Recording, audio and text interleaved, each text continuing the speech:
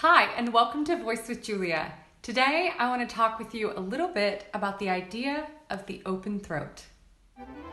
Voice with Julia. Change your voice. Change your life. If you sing classically, I'm sure you've been told at one point or the other to maintain an open throat. But the problem is sometimes we aren't really clear on what that concept means. And even worse, we can create compensations to mimic the feeling and the sound of the open throat, which actually impedes other elements from working. So let's look at this a little deeper and see how we can maintain the open throat without compromising other aspects of our technique. You may have been told to maintain a yawn position when you're singing, something akin to oh, oh, oh, which may or may not be helpful depending on your relationship with the yawn mechanism and your tongue.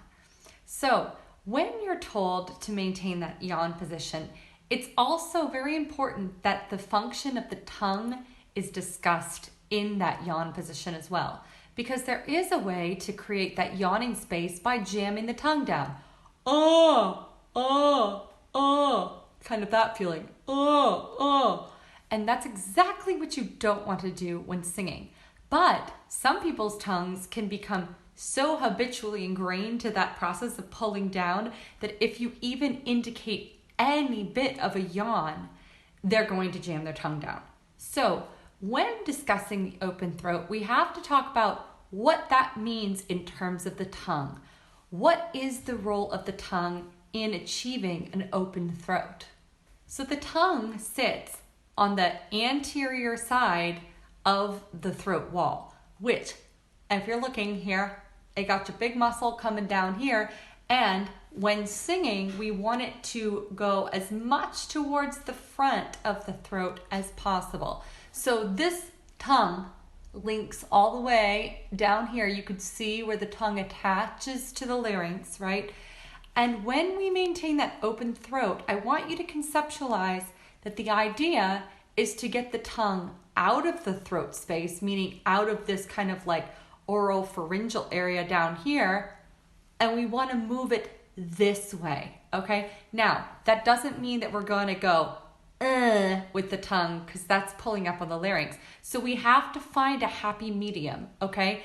So if you think about that wall of the tongue that's got to come here, in order to make that open throat, we need to bring it this way and bring the tongue, the mass of the tongue, out of the back of the throat. So we're no longer doing this kind of yawn, but this kind of yawn, okay? So that's one cue that you can kind of use to sort of maximize this throat space that's happening back here that we can't see. That's going to be in that yawn position while we're moving that tongue out and up into the mouth and out of the pharyngeal space. And I want to demonstrate a couple of different sounds so you can hear the difference between those two sounds. So with the tongue kind of jamming down and creating that false sense of the yawn, we might get something like this.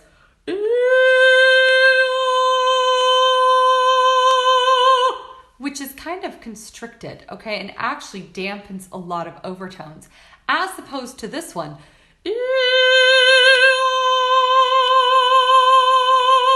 where the overtones are flying out, and I can feel that my tongue is not restricting the motion of my larynx and keep maintaining that open space in the pharyngeal area back here. Another point that I want you to really understand is the open throat is not the open mouth. Okay, throat space is somewhere back here, and it's hard for most of us to sensate that throat space.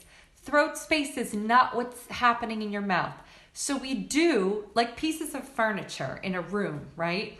If we want to move them around, we want those pieces of furniture, i.e. the tongue, to get into the mouth space, not into the throat space. It has to go somewhere. It's furniture. It's sitting there. But we need it to get out of the throat into the mouth. The other element of the open throat is the soft palate. And this one we have to be very careful with as well, because if we hyperextend the soft palate, we're actually kind of locking our soft palate and ironically not opening our soft palate. So a hyper stretched soft palate sound might sound something like this. Ooh, ooh, ooh. And actually, if I plug my nose, you can hear ooh, ooh. That sounds actually in my nose. So if you're singing with that ooh, that's hypernasality, okay? So we don't want that. So that soft palate needs to kind of ride the sensational feeling of open, meaning lifted, or slightly closed, right? So it can kind of retain that flexibility and it's not locked in one position.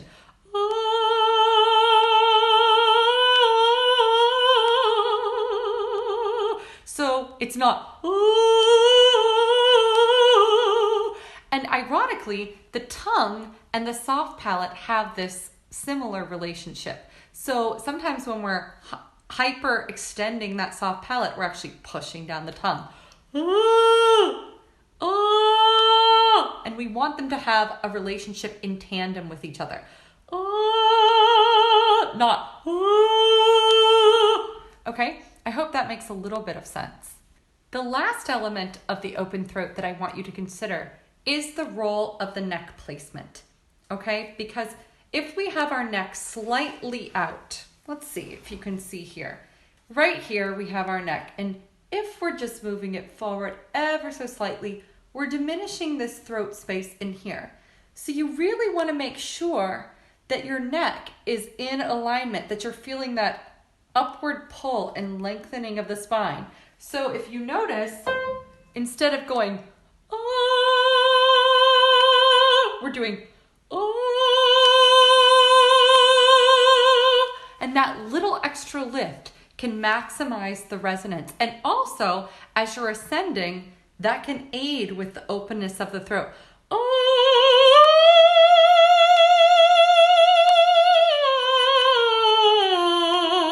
instead of oh,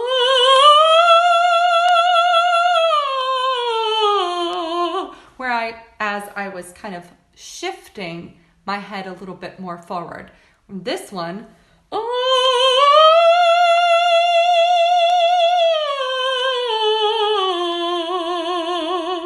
so you can maintain that openness in the back of the neck as well. So just to recap, these three elements of the open throat that I want you to think of is the tongue, the soft palate, and the neck position. And if you really focus on those three elements and make sure that neither one is compromising where that openness is, then you're gonna find a big difference in your singing. These are real structures and they need to be taken care of in pretty much exactly the same way from person to person, with slight differences, obviously, for anatomical differences, but in general, all of these things are gonna go in the same place for each person.